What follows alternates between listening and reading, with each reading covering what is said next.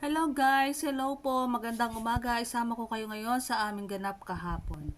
Kasama ko ang mga apo ni Kachit, ang kuyang Binhi at si ating Kadiwa. Guys, follow and share po.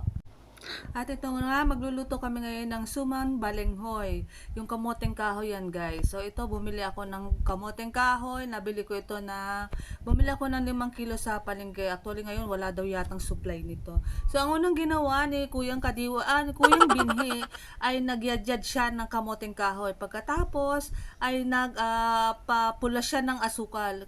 Yung iba kasi, direkta nang inilalahok yung asukal at saka yung buko.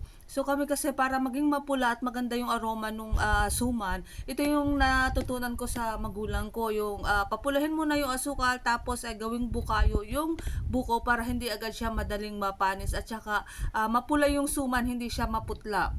O yan, tingnan natin nakakalabasan ng aming ginawang suman. So naghahalo si Kuyang Binhi. Sila na nga pala guys yung makakasama natin lagi dito sa ating vlog at abangan nyo lagi kung ano yung mga surprise na iluluto namin.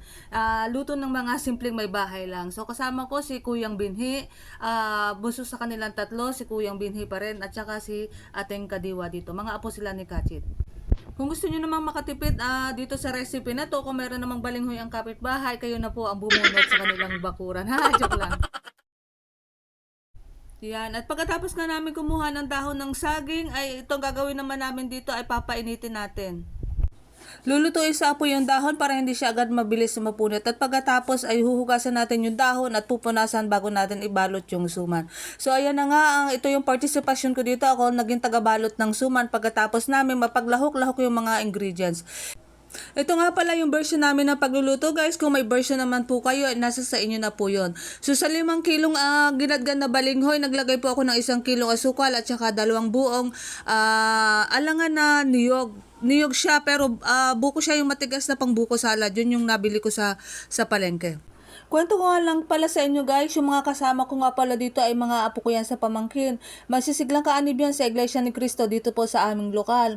Yung 2 kuyang binhi ko ay kagawad siya ng PNK at the same time po ay sila sa Kalihiman. Ganon din si ating Kadiwa. Si ating Kadiwa, ito na siya yung mga titikim ng ating suma na nagawa. At nahihiya na yung 2 kuyang binhi na nakasama ko. So ito na yung kinalabasan ng ating suman guys. O tingnan nyo, kulay pula, napakasarap niyan at napakalilam na. Maligat siya pag niluto ng ganyang paraan. So 1 oras ko nga pala yan pinakuloan sa apoy at ayan na nga. So approve naman kay ating Kadiwa. At yan para hindi nagpahuli si Kuyang Binhi natin. So ayan na nga guys. Salamat sa panonood at follow and share po. Thank you!